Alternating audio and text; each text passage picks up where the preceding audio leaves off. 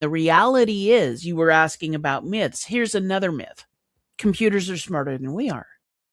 No, they're not. They're faster. They can emulate human intelligence, but they are not intelligent themselves. And they only know what we've taught them. Now, machine learning is expanding the boundaries on that, but still, they're operating in the sandboxes that we've established.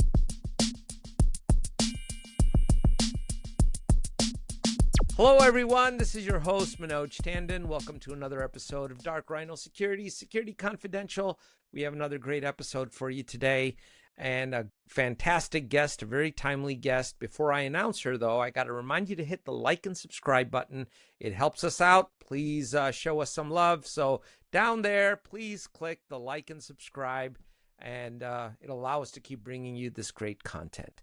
So without further delay, I'd love to introduce to you Ms. Bronwen Aker. So she works at the intersection of artificial intelligence, governance, and security. Bronwen helps organizations evaluate and deploy AI technologies safely while understanding the risks that come with them. With years of experience in penetration testing, digital forensics, and AI security research, she's uniquely positioned to explain both what AI can do and how attackers might abuse it. So with that, Bronwen, welcome to the show. Thank you for having me, Manoj. This is a pleasure. It's a pleasure's all ours. Give us a little bit about your background. Off here you told us you're the only technologist in your family, but give us a little bit about your background. How did you get in here with a bunch of cybersecurity misfits? Well, and join the rest of us. It really has been a very long and very strange trip. I'm not going to lie. I started off just normal kid, and in the very, very early 1990s, there was this new thing that started coming out called the web. And I built my first web page in 1992. By 1995, I was a webmaster for a small ISP in the Inland Empire of Southern California. So it's been an evolutionary process working in IT, writing that whole new wave before Y2K with this new technology, surviving the dot-com bubble burst, and then watching the refactoring. And then after 20 odd years in web development, web, mobile app, and other software development, I realized I was burned out and bored. I'd been there, I'd done that. The new kids would come in and they'd go, "Oh, here's this new framework." And I'm looking at something going, kid, I'm having an Arlo Guthrie moment here. Kid,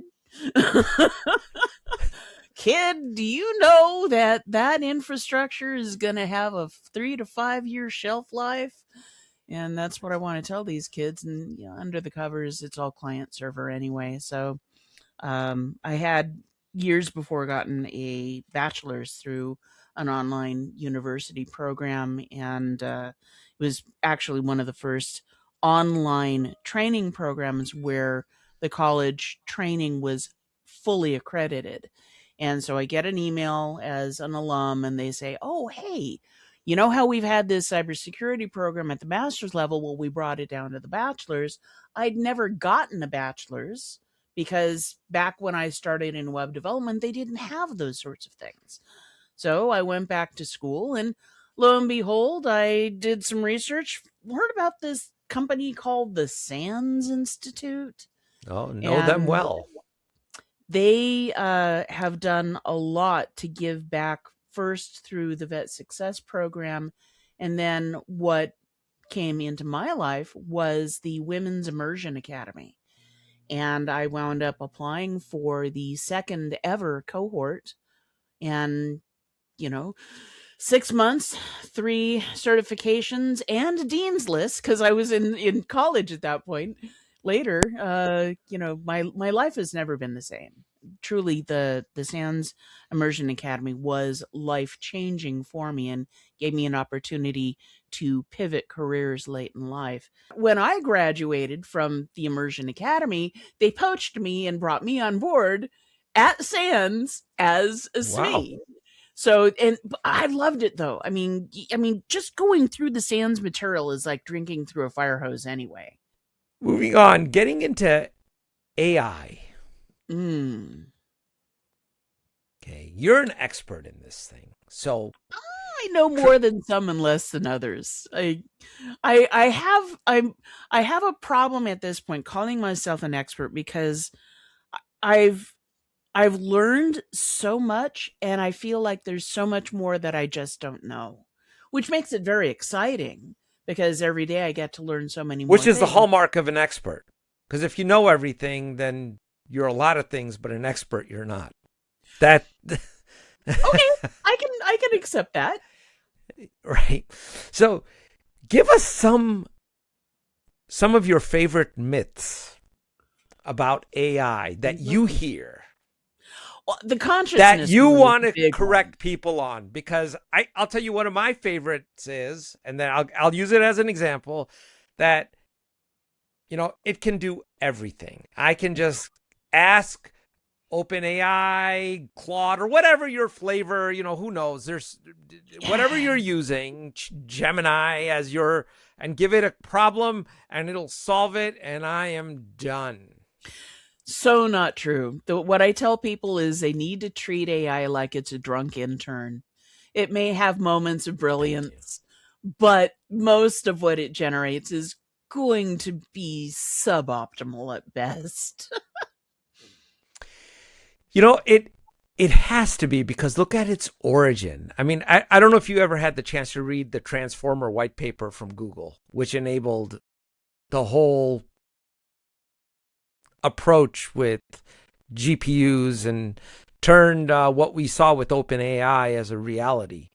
But it's essentially a word guesser. It's It's a weighted sophisticated word. and advanced autocomplete is basically Yeah, all it is.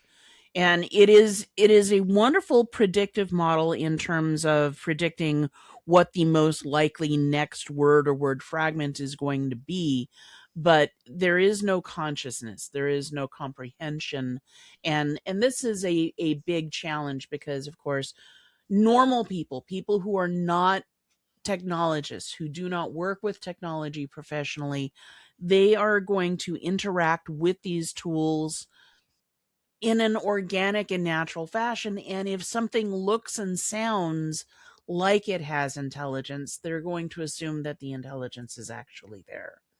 It's an honest mistake.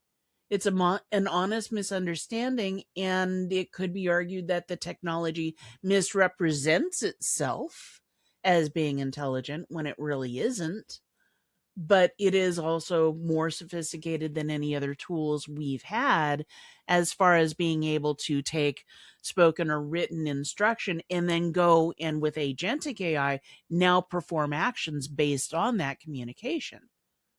Historically, the only way that we've been able to teach computers skills was through programming. right. And the way, excuse me, the way I like to describe it is that when it comes to computers, we give them knowledge through data. And it can be in the form of flat files, documents, or an actual database of some flavor. We teach computers skills through programming. Well, now through the innovation of artificial intelligence and the tokenization and all of the stuff that goes into primarily the large language models, now we have something that can take what we say and interpret it and then go further and act on it. And we've never been in a position like that historically as a human species. We've never been in a similar situation technologically Oh, to what we have now. don't get me wrong. This thing is a massive accelerator, but that drunken intern is an analogy that no one should forget. And it's a word of caution, because I've seen it. You have to use your intelligence to govern what it's doing and Yes. direct it in the way it can accelerate things for you. But would I trust a molecule that it created to inject into someone. No, Not without rigorous verification. not without rigorous verification. That's exactly correct. And you see it now where I just recently ran across an article where people are becoming addicted to their chatbots. They're using them as therapists. Now, as long as you're using it as a mechanism like journaling or something like that, I don't see any issue with it. But does it really replace a human psychologist? I find that a little difficult to fathom. I think that at some point in the future, it will become the norm where there will be support tools like a counselor or something that has been structured in such a way. So let's roll back a little bit. Sure. Your typical let's roll back and dissect a couple of things, because I want to have a baseline of understood assumptions. So Please. artificial intelligence, of course, is a huge, vast, enormous field. It's almost as vast as space itself, which, of course, is really, really big, especially if you're a Douglas Adams fan. But the answer is 42. Always. And the Pan-Galactic Gargle Blaster is the best drink on the planet. That's right. We'll get into that another time. So yes. The thing about artificial intelligence is that as a field, it actually is not new. What has happened, though, is that as our ability to accumulate data has grown, and as we've had more and more larger quantities of data, we've had to develop new ways to take care of it. I mean, originally, scrolls were fine.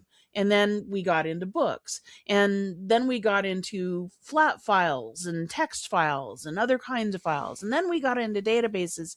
And now we have this new way of organizing data that is a new way of approaching data.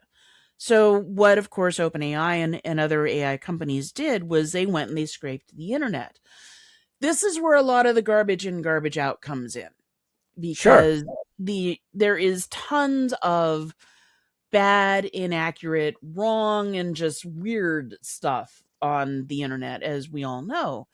And all of that got thrown into a hopper and was used as the seed content for creating the first LLM models. And it was with that we started getting this new ability to speak to a digital compilation of tools, either verbally or through written text, and then have it reply in a human-like manner, because it's using the predictive algorithms that have been baked into it to emulate how we behave when we speak and when we communicate. So what I think the biggest benefit of this new artificial intelligence revolution, innovation, whatever you want to call it, is going to be long-term, is going to be that just as the iPhone revolutionized our ability to interact with the internet, now the large language models and the other accessibility innovations that have come out of that as a natural outgrowth, they're allowing us to communicate more effectively and more clearly with our digital devices than ever before, and ask them to do things that they've never been asked to do before. So all of this opens up so many doors, both good and bad. On the one hand, the potential of AI to unleash human creativity, I don't think we've even scratched the surface yet. Agree. Yet at the same point, humans as a species, we are still fairly primitive as a civilization. And when we look at what civilizations could potentially be, we're so young, we're so new, we are so flawed intrinsically. Of course, our AI are going to have biases. We are intrinsically biased. That's human nature. Exactly. And So everything we write has going to have some bias. It always, there's nothing that's truly objective. It can't be done because you put a little bit of yourself into whatever it is that you're writing. So whatever you're biased towards is going to be on the page, man. well, and as I've said, bias in and of itself is not inherently bad. All bias means is that you have a limited scope perspective of whatever. And this is where we get into the whole ant and the elephant analogy. Are you familiar with that, Manoj? Yes, I am. Okay. Well, for those listening at home who may not be familiar with it, the idea is that if I have an elephant and there are ants standing on various parts of the elephant, each ant will experience the elephant in a different way. And this Yes. analogy is used a lot in terms of comparative theology, for one, but it also applies to any situation where you have different populations with varying perspectives. So, Yeah. getting back to the analogy, if an ant is on the tail of the elephant, the entire experience that ant is going to have will reflect that it's on the tail. If Sure. another ant is on the trunk, its experience of the world will be all about the trunk. Neither one is wrong, but neither one is complete either. And this is where the arguments against diversity really get my goat. Because if all I know is the trunk, but if for some reason something should come up that deals with the tail, but I don't know about the tail, if all I have is people who know about the trunk, I'm going to be at a disadvantage than if I have a robust, diverse team where I have some people who know about the trunk, some people know about the ear, some people know about the tail, some people know about the foot. A diverse team like that in any environment is always going to be better prepared for whatever comes up than a team that only knows one perspective. So, and the corollary is that AI is incomplete in many ways, and it only knows what it knows. Exactly. And that's what people should understand that are listening to this, that it's not complete. So, in its rendition, whatever it got, even on a particular topic, if it wasn't able to have all that data as part of its training model. So let's go to something extreme, like if it's going to read an MRI of a human being, Mm-hmm. it only knows what was part of its general training in that arena. It doesn't have the depth of knowledge that a radiologist does by viewing millions and millions and millions of MRIs. Mm-hmm. Unless somebody specifically with intention trains it on that data and completes the foundation to current human knowledge. Let's leave it at that. And modern AI is doing phenomenal things in the medical space because what the technology makes possible is better pattern matching across millions, thousands, hundreds, thousands, or even millions of data points. And that's the type of thing that computers do very well. Computers are very good at repetitive tasks. They're very good at tasks that involve comparison and contrast of bits. And that's not what humans do best. So the ideal at this stage combination would be, in the case of a radiology department, having a radiology AI that could scan and flag potential cancers or other issues from Sure. a client scan, but with the human oversight of verifying, hey, did you think about this other thing as well? Because they're only the machines are only going to know what they've been trained on. Humans are much better at making intuitive leaps. There you go. So it's going to be your co-pilot. I'm not referring to the Microsoft version, but it is your assistant or your drunken intern. Because in that example that you just gave, the physician is still in control. They just have an additional data point that they may choose to investigate based on the evidence provided back. Exactly. Right? Another Right. area But in it's not, medicine. you're Yeah. not using it as a diagnostic tool and saying, oh, you know what? You definitely have this itis based on, No, you know, it's much better to be used to advise an actual clinician, have the clinician say, yes, I agree, or no, you need to check this other thing. A human is always, and this is the thing, we are our most advanced models do have billions of transforms. They've got billions with a B, billions yep, of points of data. But a brand new born human will have tens of trillions of data points already pre-programmed into our wetware.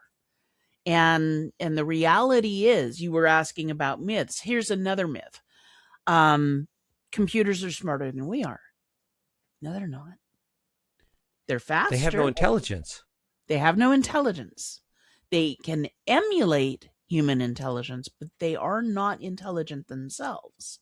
And they only know what we've taught them. Now, machine learning is expanding the boundaries on that, but still, they're operating in the sandboxes that we've established. So it's a brave new world. Things are changing very quickly. It's kind of scary to think that you and I are of the last generation that knows what life was like before the internet. Yes. And AI is transforming things every bit as much, if not more so, than the web did. Oh, and much more rapidly. Yes, very The much so. acceleration is what's mind-boggling. It's the speed at which, I mean, literally 24 hours, you can have another advancement take place. Back when the web was new, it felt like we were downloading a new web browser from whether it was Mozilla, Netscape, or any of the other players that came along. It really was that intense, where it was like, oh great, I have to download another browser. Now, I mean, what was it, last year I did two different talks talking about Copilot in enterprise environments. The first one I did in January based on information that I gathered from October through December of the year before. And then in May, I did another one, and easily 3/4 of the information that I had acquired for the first one was obsolete in Huh. 1/4. Copilot, tell us what can go wrong. What are Everything. your concerns with it? My concerns about Copilot are very similar to my concerns about any other AI that is given lots of access to stuff. So if you are in the Microsoft environment, you have Microsoft 365, you have your tenants established, you're doing all of the things. Copilot is automatically integrated into that offering. You don't have a choice to turn it off. It does not exist. You do have the opportunity to change what degree of integration you have, with the understanding that the more integration you have, the more interaction you have with Copilot, the more you pay. So it's one of those things where it's kind of surprising. The cheap option is actually the least, or is actually the most secure, because it has the least access to sensitive information. So back this up a little bit. Plain vanilla Microsoft 365, you get Copilot, but it doesn't have access to your email, your documents, or any of the sensitive bits that may be within the tenant.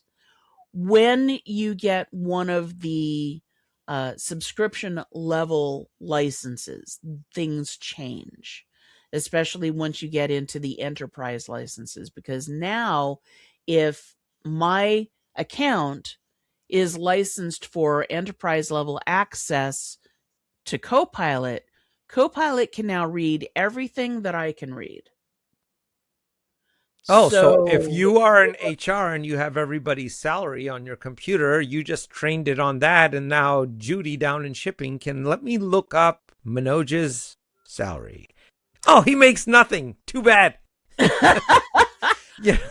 so if you are an IT person or a security person working in an organization that is heavily reliant on Microsoft 365 products, you want to make sure that your RBAC, rules based access control, is as secure and as tight as possible, because the RBAC rules, along with other controls, will dictate what Copilot can and cannot interact with.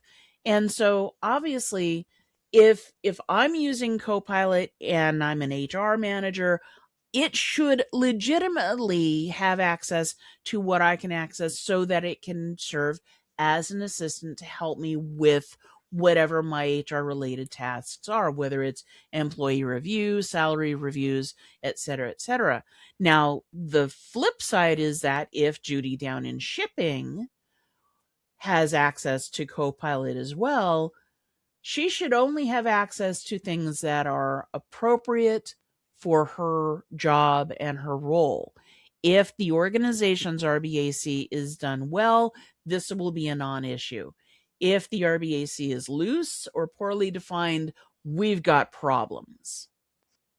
Even if it's defined well, I have not tried the experiment. Maybe you have, but what would prevent Judy from prompting to jailbreaking and getting at the data? Excellent question.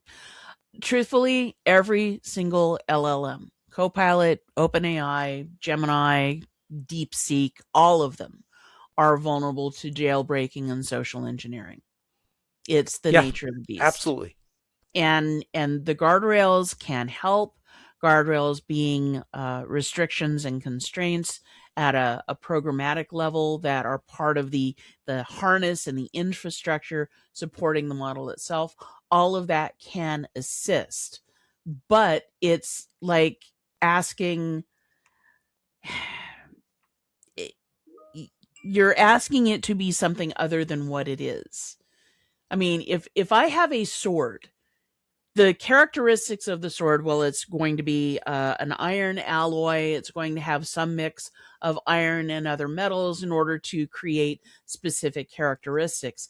Every one of those characteristics is both a strength and a weakness if I understand how they work. The same thing applies to your large language models. They have characteristics. They are trained to interact with us in a social manner.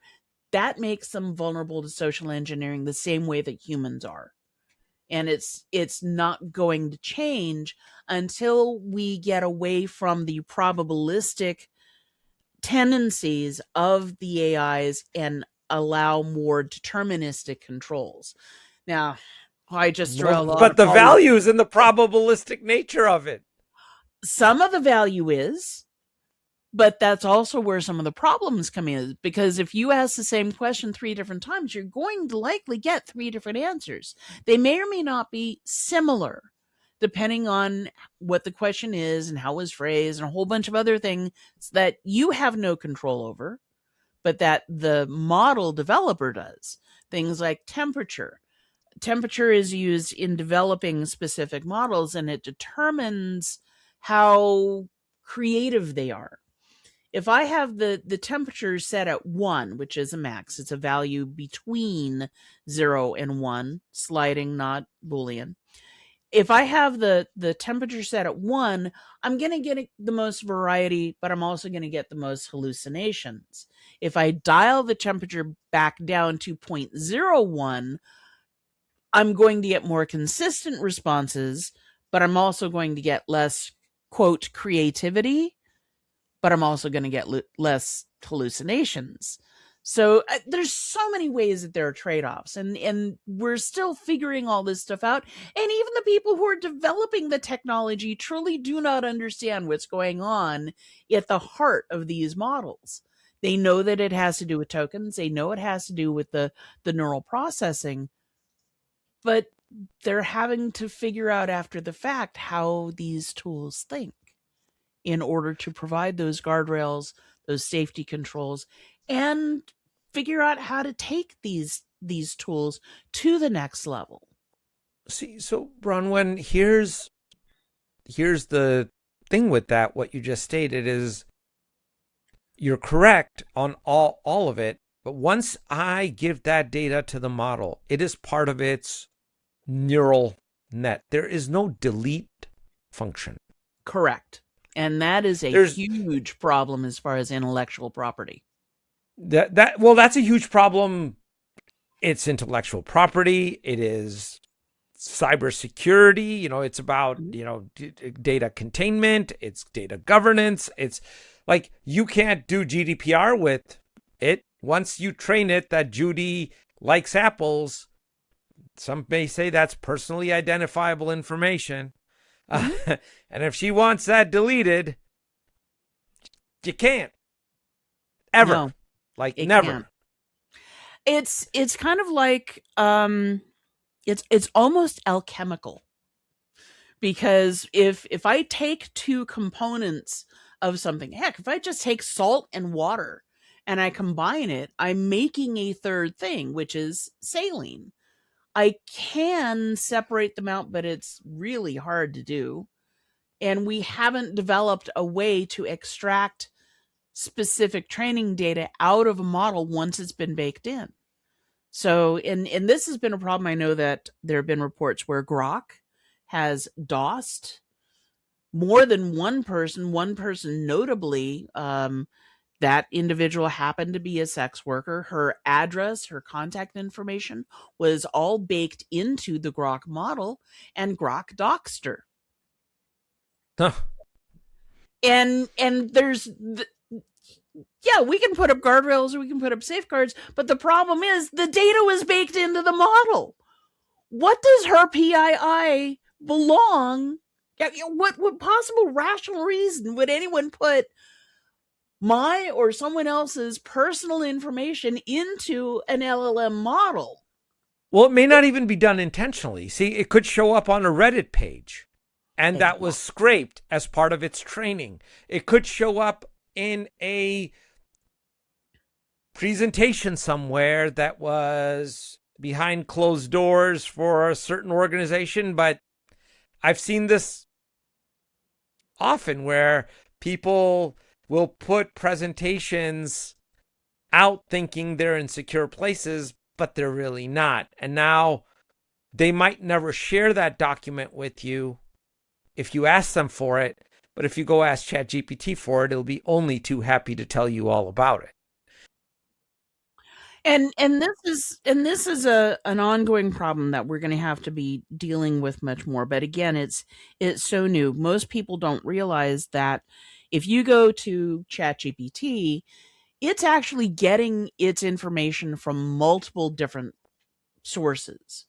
First and foremost, every model has the data that's been baked into it. And this is also why any model will have a cutoff point beyond which it won't know anything unless it accesses it through some other means.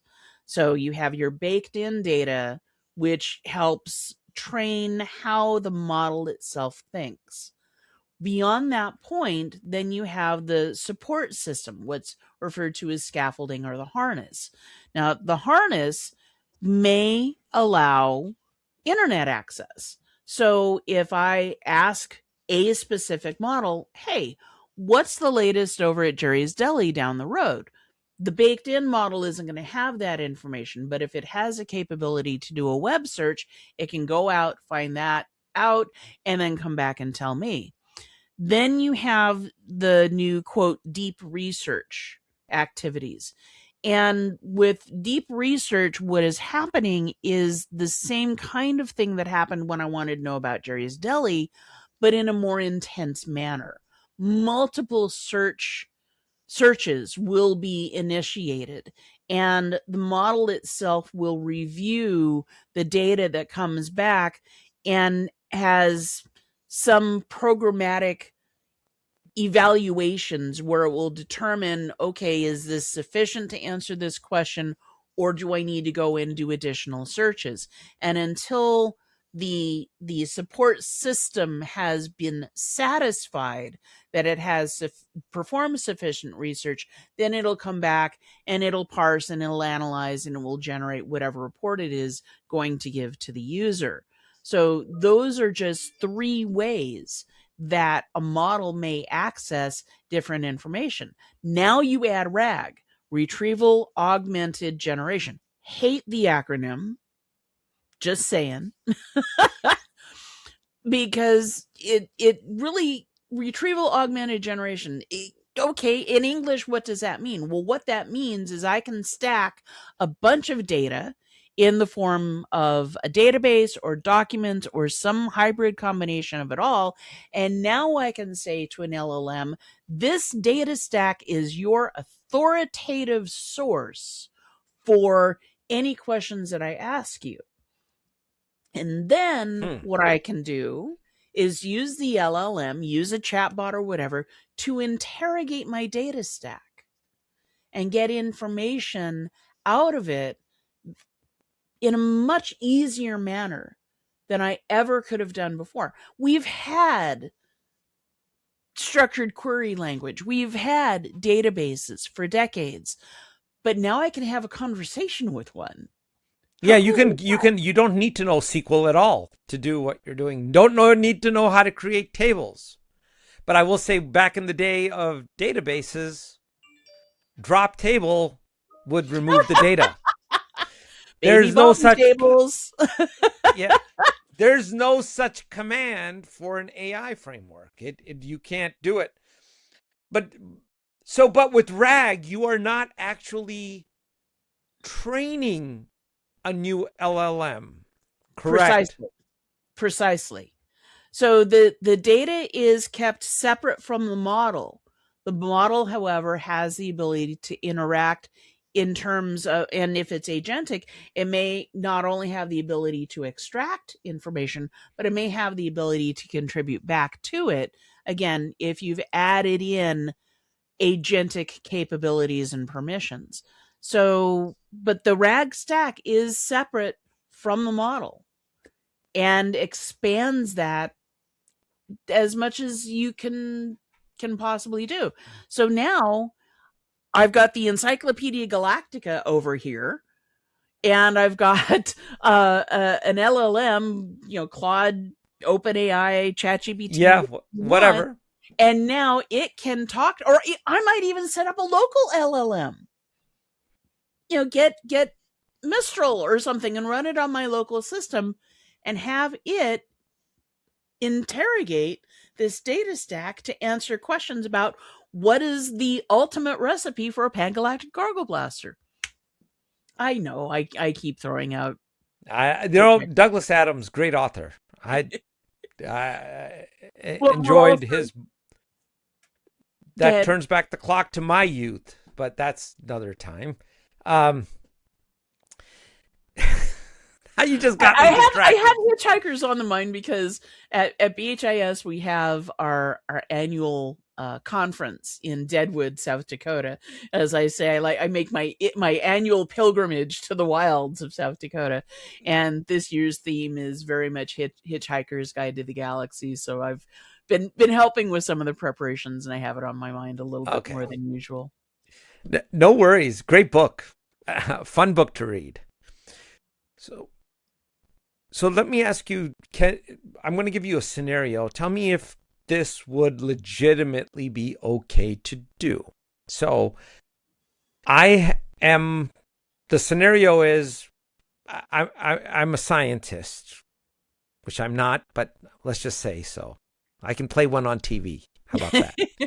All right. And I have a bunch of PII.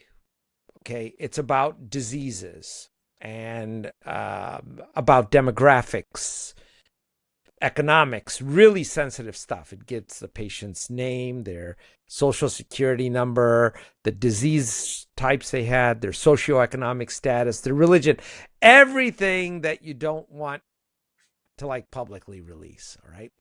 But it's relevant for statistical analysis. So you end up creating a R.A.G structure. That may be documents, databases, various storage mechanisms. And you let loose your favorite tool, whatever it may be, AI tool, on that R.A.G structure and say, here is what I want you to query for, and I want you to compile all this data. After you're done with this, what I want you to do is anonymize the data. So create new data, generate new data. I want you to anonymize it. But anybody who subsequently queries that data is going to end up with the same result that we just did with the identifiable information. It's kind of a quality check. And then I want you to delete all the PII. Legit or not? Well, any data can be anonymized. That is nothing new. If I guess I'm curious, are you asking, is it feasible, or is it something that should be done in a specific manner, different or similar to what you I'm described? asking, is that scenario in today, with our today's knowledge, is that doable? And would it cause the release of that identifiable information? Is there a huge risk to doing that? Because you could see like areas like medicine, law, criminal justice. There's so many statistics that you might want to compile in said manner. I just gave a general example. Right. Well, the one of the beauty of databases in general is the ability to extract just what you need in order to analyze something very specific. And the trick is deciding, is this something that I really need to have baked into a database, or is this something where I should be pulling just what is needful on the fly from the master repository? Baking data into any model is always going to have some inherent risk, because if that data hasn't been sanitized appropriately, as the case of that one woman and her PII being divulged by Grok, that is just one potentially minor outcome. Now, of course, we have the various AI providers soliciting your health information, health documents. And I understand they're trying to bring more value to potential clients in order to become more profitable. I get it. But the responsible handling of data is something that I've had more deep conversations about what is and isn't responsible data handling in the past 2 to 3 years than I did in the 7 prior. And it's specifically because of AI. Could AI be used to create anonymized databases? Yes, with the caveat that the instructions were appropriately detailed. And this is getting back to that whole drunk intern thing. The advantage and disadvantage of these agentic tools is that they can do amazing things very quickly. And they can also really cause you to have a bad day if you left one detail out that was critical, or you gave insufficient instruction and it made the wrong assumption about what it was you wanted. So it's the drunk intern approach in dealing with AI. I can't stress it enough, because we really are smarter than they are. And it comes back to the same thing that has been true of computing for decades. Computers are going to do what you tell them to do, not what you want them to do. All AI does is ramp that up on steroids and jet fuel. So it's even more aggressive in terms of both processing and the potential for catastrophic failure if something was left out or was missaid. Hmm. That is a good stopping point, but we're going to need you to come back, Okay, Bronwen, because we want to talk about governance, which we didn't even get to, and I we don't even didn't know. That's we didn't even kind of get an to. oxymoron right now, as far as I'm concerned. But I think it would be good Yeah, to have that conversation. the But it's Europeans a are good. still doing governance, but we're not. Oh well, we got to get you back. I'm gonna, we just got to get you back. But I do want to give you a couple minutes to just say anything you want to our audience, whatever you want them to know about. Floor is Well, yours. if you want to know more about artificial intelligence, you need to learn it. I've done several webcasts through BHIS and our training arm, anti-siphon training. So you can look it up on YouTube.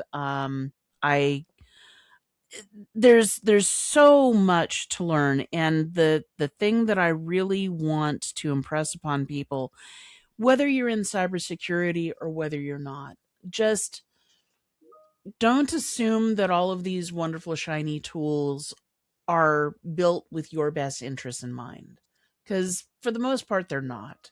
You always want to reality check anything that you get from an AI, because you have the best of intentions in asking your questions and wanting to have things solved for you.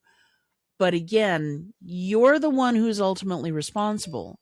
The AI is just a tool, and you're the one who need to accept your own accountability in terms of what happens when you're using these tools. And yes, definitely caveat emptor, the buyer beware.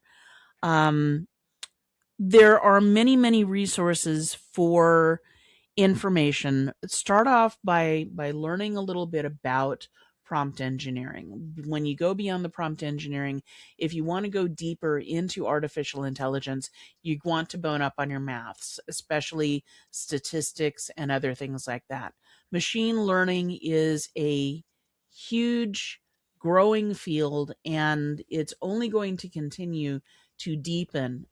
Also, for those of you, if you have any listeners who are very new in their careers, like 2 years or less, Anthropic has opened up a academy. I'll have to send you the link separately, that allows people to apply for an internship that is sponsored by Anthropic. Anthropic will train people on how to use AI in a deep and sophisticated manner, and then place them with nonprofits to help the nonprofits continue to make the world a better place. So that's if you go to the Anthropic news area, I know that there is a press release on that there, but I can give you the link. That right there, if I were in my 20s again, and if I had to do it all over again starting from today forward, I would want to get into that program, because I guarantee it is going to be life changing. That is actually a cool program. I didn't even know it existed. I found out about it very recently, earlier this week. And I've, speaking from personal experience, I've benefited so much from the SANS Immersion Academy. I can only imagine what kind of benefit this other academy by Anthropic, and placing trained students with nonprofits whose entire purpose is to help make the world a better place. That seems like a good way to spend one's time. It does. It does. That's very cool, Bronwen. Very cool. Um, Thank you so much for doing this episode.